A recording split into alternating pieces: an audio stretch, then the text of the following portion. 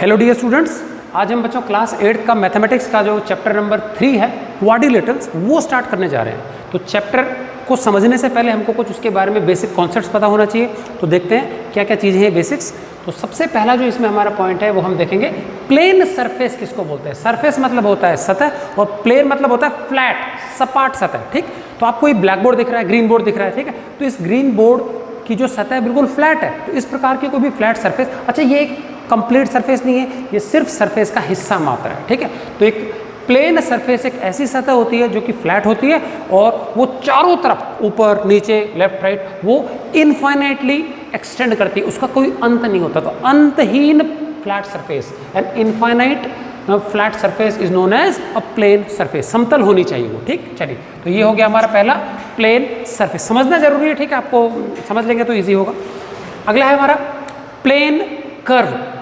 अब सबसे पहले समझते हैं प्लेन का मतलब होता है कि सपाट सतह पे, फ्लैट सरफेस पे बनाया गया कर्व। अब ये कर्व क्या चीज़ है, तो मान लीजिए मैं एक पॉइंट ले लेता हूँ प्लेन पे, सतह पे मैंने एक पॉइंट ले लिया, फिर मैंने एक और पॉइंट ले लिया, एक और पॉइंट ले लिया, एक और, ऐसे खूब सारे पॉइंट ले लूँ और इन पॉइंट्स को मैं सबको जोड़ता चलूँ, तो मुझे जो पॉइंट्स का जो कलेक्शन मिलेगा वो कर्व कहलाता है। जरूरी नहीं है कि कर्व हमारा टेढ़ा मेढ़ा ही चले, मैं एक सिधाई में भी सारे पॉइंट्स ले सकता हूँ।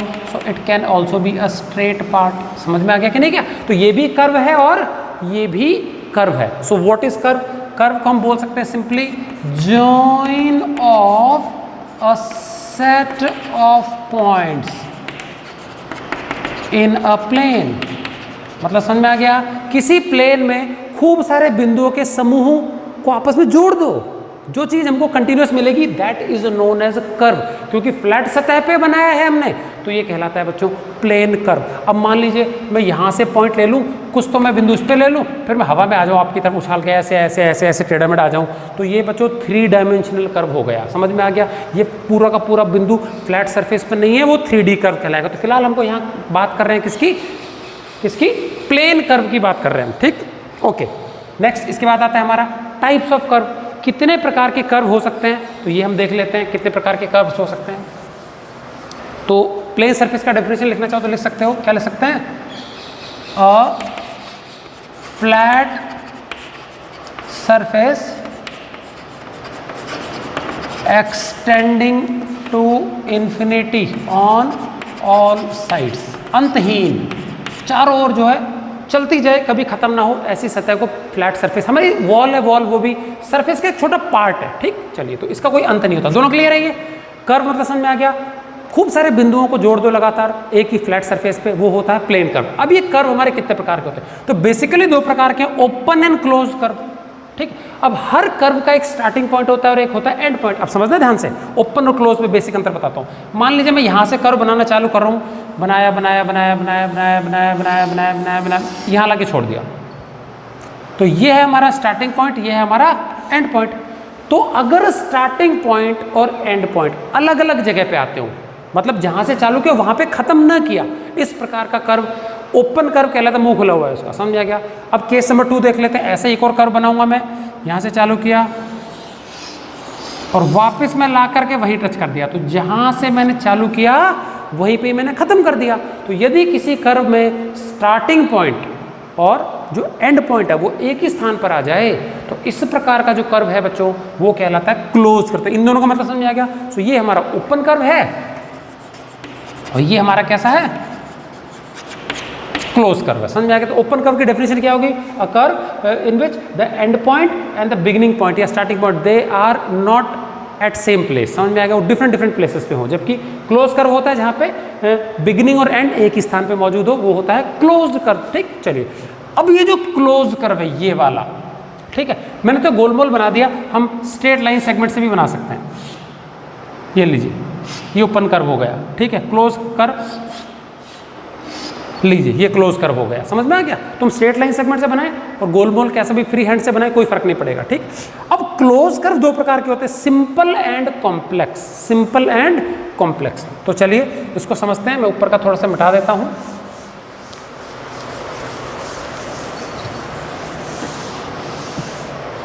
चलिए, तो सिंपल क्लोज कर्व क्या होता है समझते हैं। मान लीजिए कोई भी कर्व मैंने बनाया,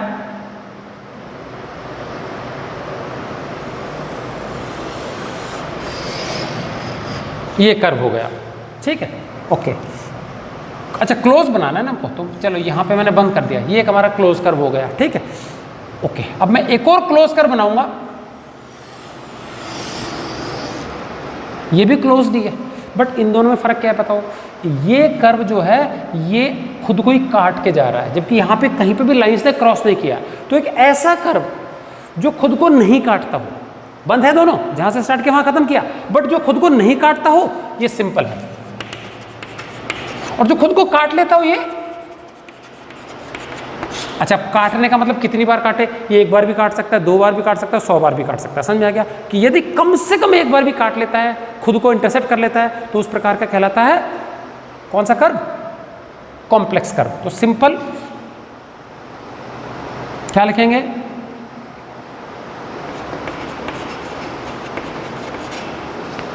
does not cross itself,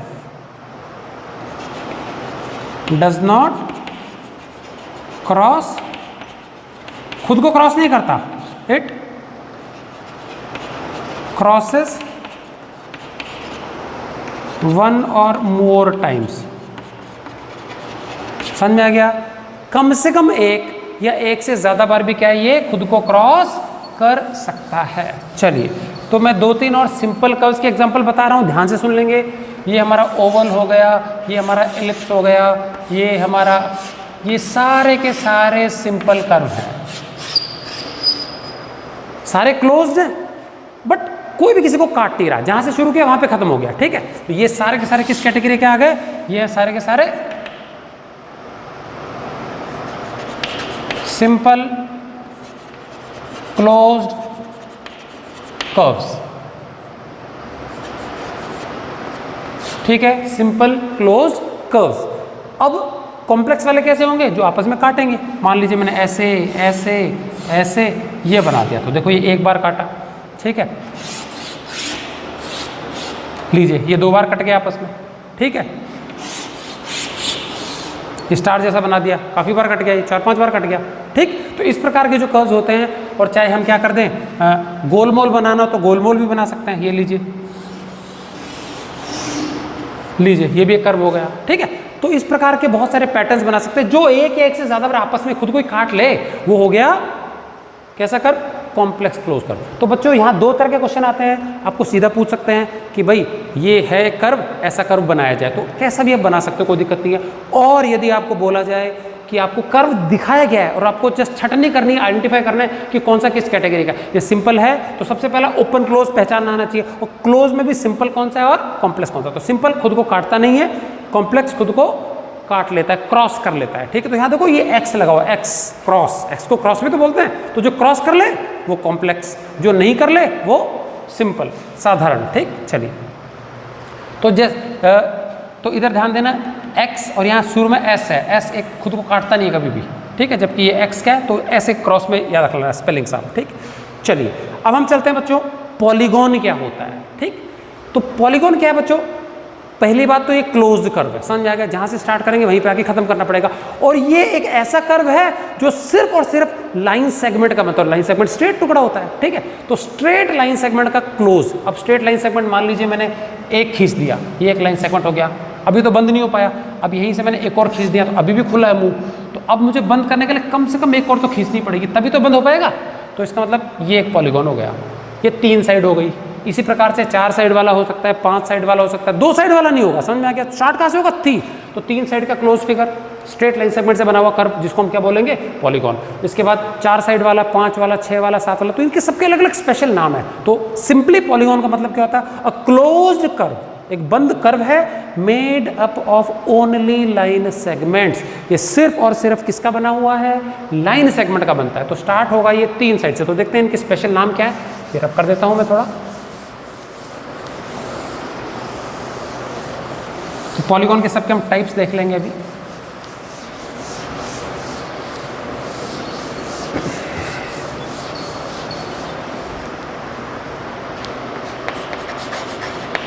types of polygons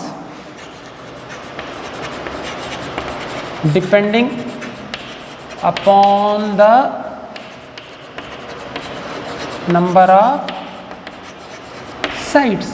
ठीक, चलिए नंबर ऑफ साइड्स, तो स्टार्टिंग कहाँ से होगी 3, फिर 4, फिर 5, फिर 6। मैं 4 बनाऊंगा खाली, ठीक है। चलिए फिर आगे बता देंगे क्या है नंबर ऑफ साइड्स। तो नेम क्या होगा इसका, अगर 3 साइड है बच्चों, पॉलीगॉन की क्या साइड है, अगर सिर्फ और सिर्फ 3 साइड है तो यहां हम लिख देंगे फिगर। तो ये बनेगा ऐसा। 4 साइड हैं ऐसा, स्क्वायर जैसा बना लो। 5 साइड है ऐसा, और 6 साइड है ऐसा। फिर 7 वाला, 8 वाला, बहुत सारे हो सकते हैं, ठीक है कि नहीं का। 3 साइड का जो पॉलीगॉन है इसको बोलते हैं बच्चों ट्रायंगल, सबको पता होगा। तो इसमें एंगल के हिसाब से मामला। 4 साइड का जो पॉलीगॉन होगा उसको बोलते हैं बच्चों क्वाड्रिलेटरल। हमारे चैप्टर का नाम भी वही है, क्वाड्री। ये स्पेशल नाम है और आगे के नाम बहुत आसान है। अब इन सब के नाम के एंड में जो सफिक्स है गॉन लगेगा। 5 के लिए शब्द है पेंटा, पेंटागॉन। 6 के लिए हेक्सा, हेक्सागॉन। इसी प्रकार से अगर हमारा नंबर ऑफ साइड 7 आ जाता है, 8 आ जाता है, 9 आ जाता है, 10 आ जाता है, तो इनके लिए भी स्पेशल नाम है। 7 साइड वाला क्या हो जाएगा, हेप्टागॉन। 8 ऑक्टा, जैसे ऑक्टोपस पढ़ा होगा आपने, ऑक्टा मतलब 8 होता है, तो ऑक्टागॉन। नोना गॉन, और ये 10 वाला हो जाएगा डेकागॉन। तो ये आगे मैंने बनाया नहीं है, तो ध्यान रख लेंगे। तो स्पेशल नेम्स, तो शुरू के 2 के स्पेशल नेम है triangle and quadrilateral, and rest pentagon, hexagon, heptagon, octagon, नोनागन and decagon. Clear है। चलिए अब ध्यान देंगे बच्चों, ये जो हमारे पॉलीगॉन्स हैं इसका भी बहुत सारे अलग अलग प्रकार से इसको हम क्लासीफाई कर सकते हैं, ठीक है। तो कितने अलग अलग प्रकार के पॉलीगॉन्स हो सकते हैं, उनकी क्या क्या प्रॉपर्टीज होती है, तो वो देखेंगे। इसको मैं अपलोड कर लेंगे, रब कर रहा हूँ उसको मैं।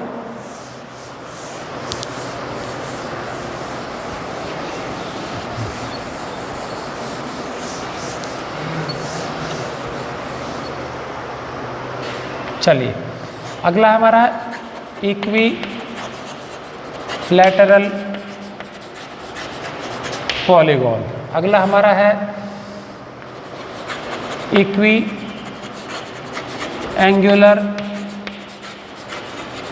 पॉलीगॉन। तीसरा हमारा आता है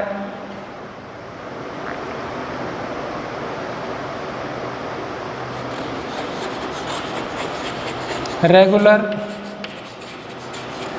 पॉलीगॉन। चौथा आता है हमारा इर्रेगुलर पॉलीगॉन, ठीक है। और पॉलीगॉन में बच्चों हमको क्या पता होना चाहिए, बहुत ज़रूरी चीज़ है। साइड किसको बोलते हैं, वर्टेक्स किसको बोलते हैं, डायगोनल किसको बोलते हैं, ठीक है। देन उसके बाद एडजेसेंट, साइड्स और एंगल्स, इसका क्या मतलब होता है, ये सारी चीज़ें हमको थोड़ी सी पता होनी चाहिए। तो चलो क्विकली देख लेते हैं बच्चों। इक्वी मतलब होता है बराबर, और लेटरा मतलब होता है साइड। इसका मतलब एक ऐसा पॉलीगॉन जिसकी सारी की सारी साइड्स आपस में इक्वल लंबाई के बराबर हों, उसको कहते हैं इक्विलेटरल पॉलीगॉन। तो मान लीजिए ये ट्रायंगल है, इसका मतलब हो गया कि तीनों बराबर होना चाहिए। क्वाड्रिलेटरल है, 4 साइड चारों बराबर होना चाहिए। 5 है पेंटागन, सारी बराबर होनी चाहिए। तो इस प्रकार का जो फिगर होता है इसको बोलते हैं इक्विलेटरल पॉलीगॉन। तो कोई भी हो, कितने भी साइड का हो, फर्क नहीं पड़ता, हर साइड की लंबाई आपस में क्या होनी चाहिए, बराबर होना चाहिए। नंबर 1 क्लियर है। चलिए अब बहुत ज़रूरी चीज़ है, अगर हमारे कोई भी पॉलीगॉन की सारी साइड आपस में बराबर होती हैं तो इसका मतलब है सारे एंगल भी क्या होंगे, बराबर होंगे। तो जो इक्विलेटरल होते हैं वो इक्वी एंगुलर भी होते हैं। That means if the sides are equal then the angles are also equal. ये तीनों एंगल बराबर, इसमें चारों एंगल बराबर होने चाहिए, इसमें ये पांचों बराबर होने चाहिए।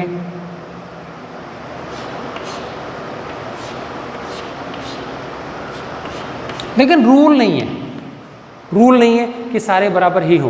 ट्रायंगल में है, फिर इसमें नहीं है, ठीक है। इसमें क्यों नहीं है, चेक करते हैं। मान लीजिए चारों साइड हमारी बराबर है, तो चारों एंगल 90 90 ऐसा आवश्यक नहीं है। मैं चारों साइड बराबर ऐसे भी बना सकता हूँ, मैं रोम्बस भी बना सकता हूँ। इस प्रकार से आगे पढ़ेंगे प्रॉपर्टीज।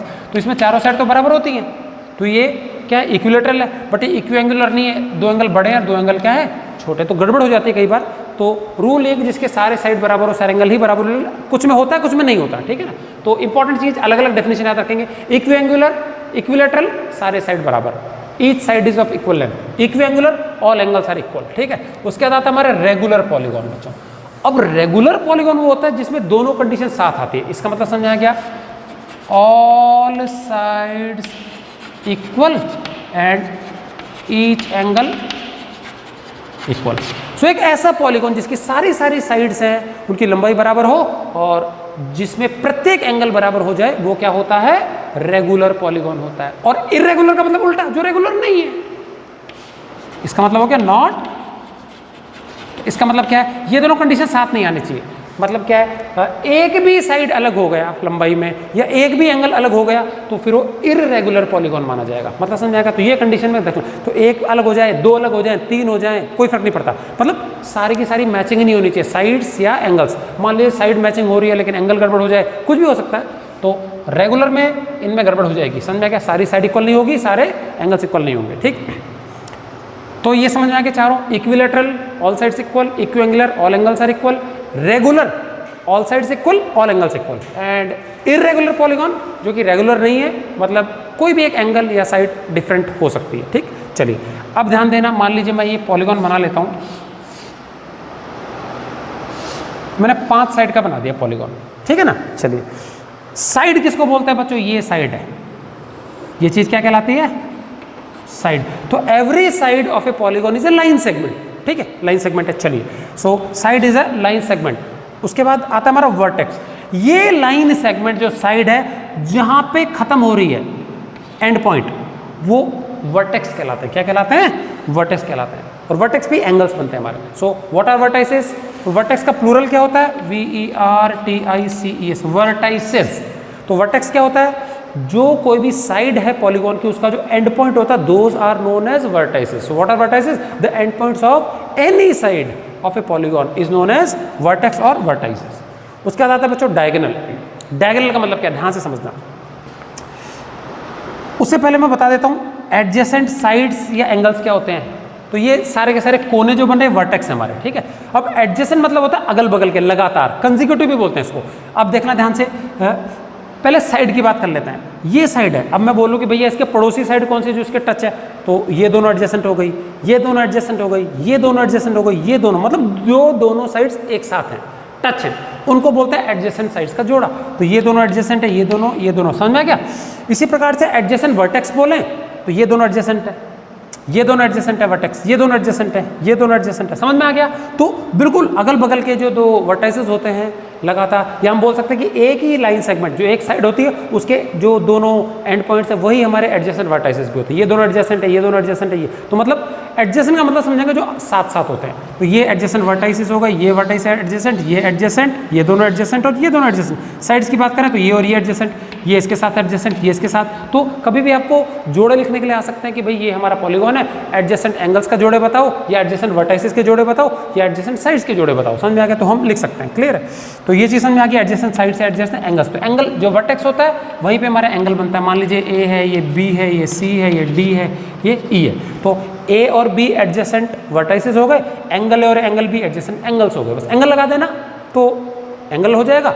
सिर्फ ए और बी लिख रहे हैं तो वर्टेक्स का नाम हो जाएगा, बिंदु का नाम हो जाएगा, ठीक। ये क्लियर है। अब आता है बच्चों नॉन एडजेसेंट, समझना ध्यान से। तो इनमें से मैं कोई भी एक सेलेक्ट कर लेता हूं। मान लो मैंने पॉइंट ए ले लिया, ये वर्टेक्स ए ले लिया।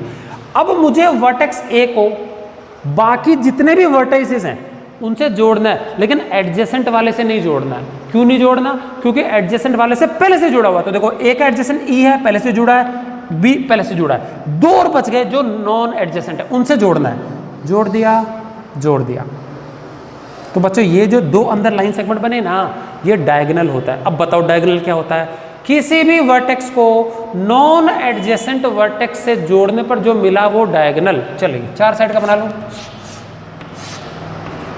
ये लो जी, यहां से खींचता हूं मैं, चारों वर्टेक्स से करके देखना है, ठीक है। यहां से खींचता हूं तो ये एडजेसेंट है, छोड़ दो, तो नॉन एडजेसेंट यही तो हुआ, ये खींच लिया जी यहां से, ठीक है। तो अगर यहाँ से खींचूंगा तो ये खिंच जाएगा उल्टा, क्योंकि इसके एडजेसेंट ये और ये है, तो यहाँ से नॉन एडजेसेंट सामने वाला है, एक तो ये खिंच गया। चलिए अब मेरे को यहाँ से खींचना है, तो यहाँ से ये दोनों एडजेसेंट हो गए, तो ये तो खिंचे हैं पहले से जुड़े हुए हैं, तो सामने वाला नॉन एडजेसेंट है। तो बच्चों कितने डायगोनल हो गए टोटल? 2 डायगोनल हो गए। तो क्वाड्रिलेटरल में 2 डायगोनल्स होंगे, समझ में आ गया? तो इसका मतलब बाउंड्री की जो साइड है उसको छोड़ दो, अंदर और कितने लाइन सेगमेंट खींचे जा सकते हैं वर्टाइसेस को जोड़ते हुए। तो what is a diagonal? Diagonal is a line segment that joins any vertex to non consecutive या नॉन एडजेसेंट वर्टाइसेस। समझ में आ गया? खूब सारे बन सकते हैं।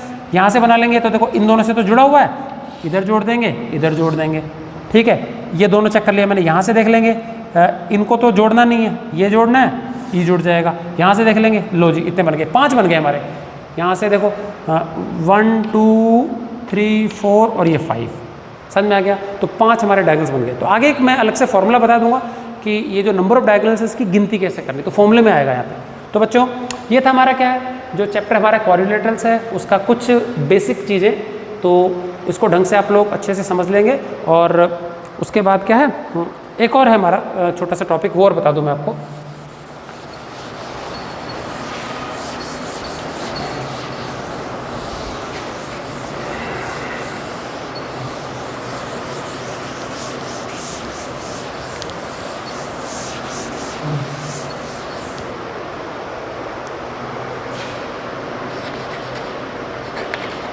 कॉन्वेक्स क्वाड्रिलेटरल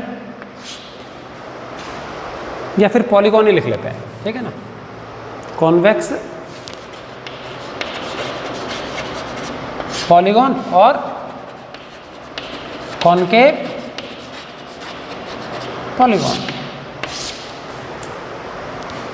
कॉन्वेक्स का मतलब होता है जो हमारे अंदर वाले एंगल्स हैं,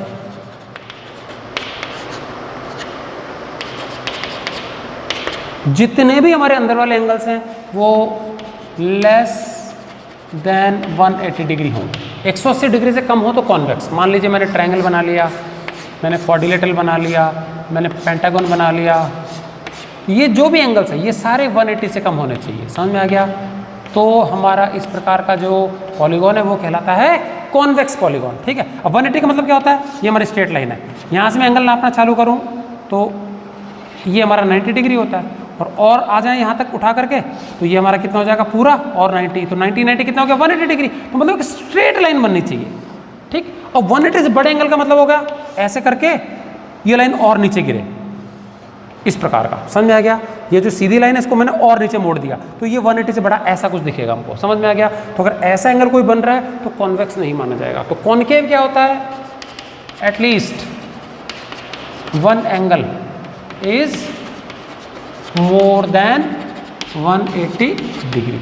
एक एंगल कम से कम 180 डिग्री से ज़्यादा है। चलिए 3 साइड का कभी कॉन्वेक्स नहीं हो सकता, तो कम से कम 4 साइड। चलिए ये क्वाड्रिलेटरल है। अब देखें इसका अंदर वाला, सिर्फ अंदर वाले एंगल लेने हैं। ये 180 से छोटा, ये छोटा, ये छोटा, ये देखो ऐसा हो रहा है ना।